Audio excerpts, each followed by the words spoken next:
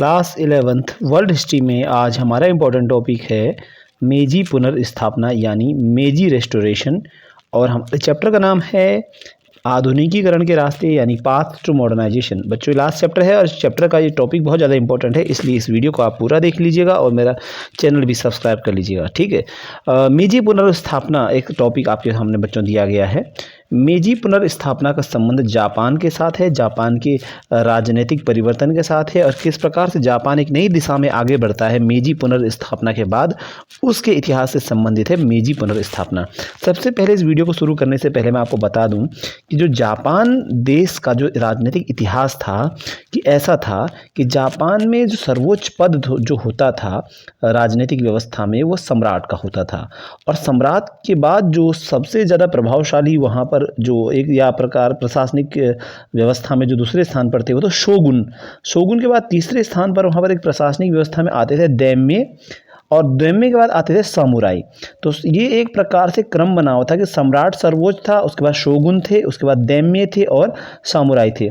सम्राट तो सर्वोच्च हो गया देश के अंदर नंबर 1 स्थान। शोगुन एक प्रकार के सैनिक तानाशाह थे जो वास्तविक शक्तियों का प्रयोग जापान में 1867 तक कर रहे थे।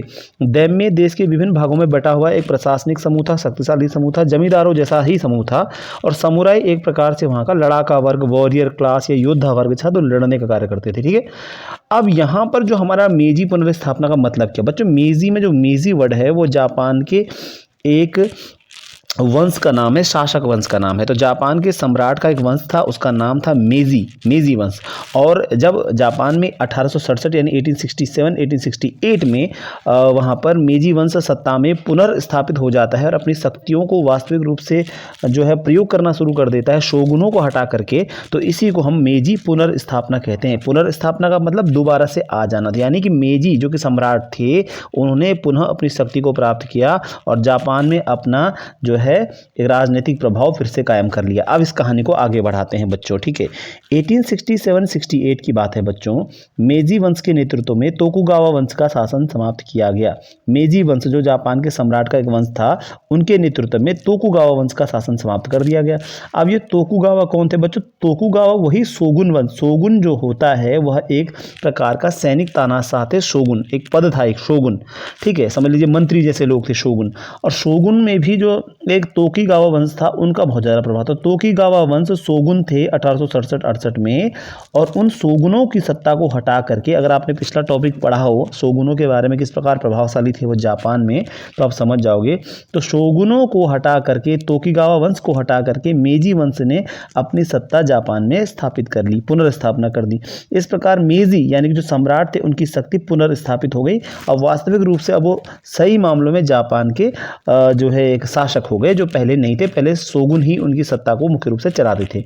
अब इस शोगुन मेजियों की पुनर्स्थापना के विभिन्न कारण इसमें बताए गए हैं, जैसे देश में तरह तरह का असंतोष। देश में जो जापान के अंदर जो असंतोष था वह तरह तरह से फैला हुआ था। इसका कारण मेजियों को गद्दी पर आना ही था दोबारा से और वास्तविक शक्ति का प्रयोग करना ही था। जैसे अंतर्राष्ट्रीय व्यापार व कूटनीतिक संबंधों की मांग, लगातार जापान में ये मांग की जा रही थी जापान की जनता के द्वारा कि अंतर्राष्ट्रीय व्यापार के द्वारा जापान को लाभ पहुंचाया जाए और कूटनीतिक संबंध जो है अन्य देशों के साथ भी किए जाए। जैसे जापान बच्चों एक आइलैंड कंट्री है, द्वीपीय देश बोला जाता है। 4 मुख्य द्वीप हैं इसमें, आपने पढ़ा होगा, होन्शु, कुसु और इस तरह से शिकोकू, होक्काइडो, इस तरह से 4 द्वीप समूह हैं मुख्य, और बाकी 3000 द्वीप कुल मिलाकर जापान में हैं।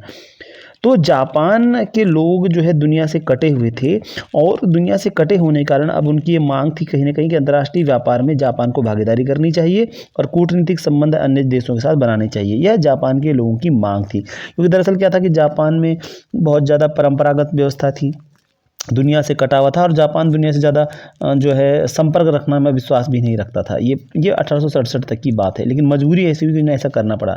इसी बीच 1853 में अमेरिका ने कॉमोडोर मैथ्यू पेरी को जापानी सरकार से समझौते पर हस्ताक्षर करने की मांग के साथ भेजा, जिसमें जापान ने अमेरिका के साथ राजनयिक और व्यापारिक संबंध बना लिए। देखिए बच्चों, कॉमोडोर मैथ्यू पेरी जो अमेरिका से आया था दूत के रूप में, मैसेंजर के रूप में, और उसने जापान के साथ जो है राजनीतिक संबंध अमेरिका के बना लिए, व्यापारिक संबंध बना लिए और समझौते पर हस्ताक्षर भी जापान ने कर लिए। ठीक है कि 1853 में कोमोडोर मैथ्यू पेरी आया था।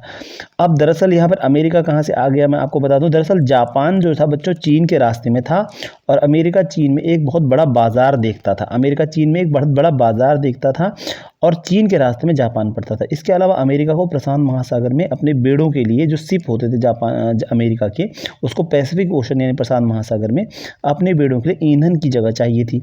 उस समय केवल एक ही पश्चिमी देश जापान के साथ व्यापार करता था, वह था हॉलैंड। अब इस पूरी कहानी को हम मैप के द्वारा समझेंगे जिससे कि आपको क्लियर हो जाएगा।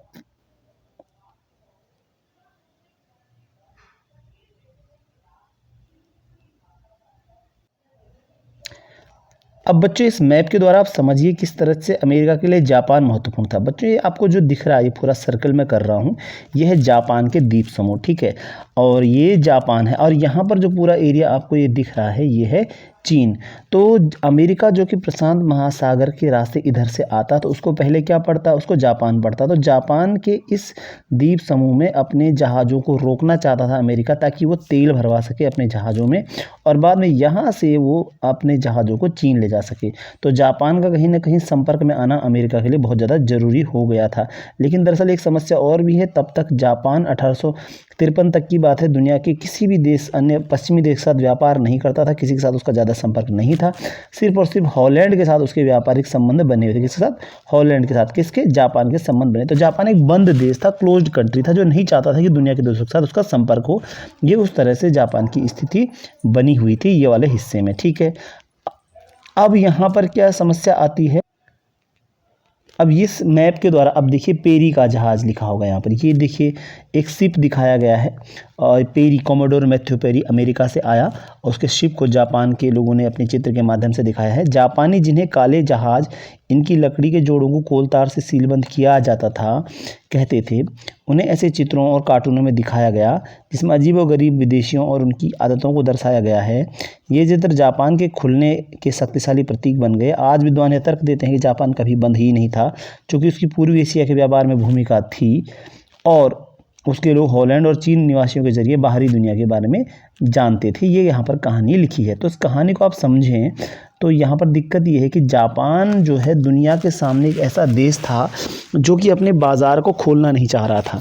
लेकिन जब अमेरिका के लिए ज़रूरी हो गया कि जापान के साथ रिश्ते बनाए तो डराया गया पहले कोमोडोर मैथ्यू पेरी के द्वारा, अपनी जो तोपों के द्वारा, सेना के द्वारा जापान को, और मजबूरी में जापान ने साइन कर दी अमेरिका के साथ संधि पर। ठीक है, तो ये बड़ा अनोखी कहानी है। तो पेरी के आगमन ने जापानी राजनीति पर महत्वपूर्ण असर डाला। देखिए पेरी, कोमोडोर पेरी आया और जापान की राजनीति बदल गई।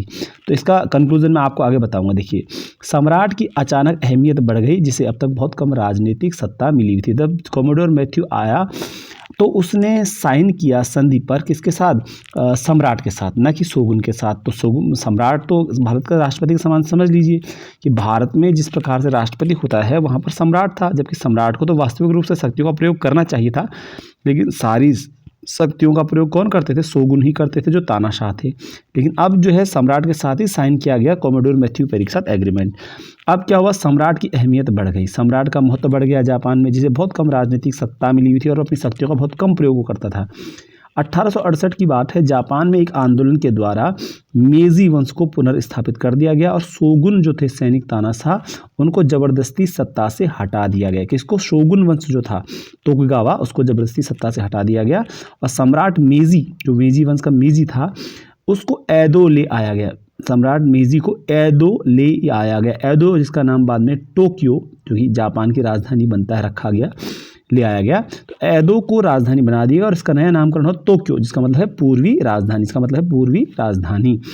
तो यहाँ पर मुख्य बिंदु आप क्या समझे, मैं आपको बिंदु समझा देता हूँ कि जब जापान को लगा कि कहीं ना कहीं पश्चिमी देश और मुख्य रूप से अमेरिका उस पर रुचि ले रहा है, तो जापान को खतरा महसूस हुआ कि अगर हमने अपने को आधुनिकीकरण नहीं किया और अपनी राजनीतिक जो परिवर्तन नहीं किए, खुद में अपने को शक्तिशाली नहीं बनाया, तो पश्चिम के देश हमको भी उपनिवेश के रूप में बदल देंगे। यहाँ पर आप देख सकते हो अगले वीडियो में।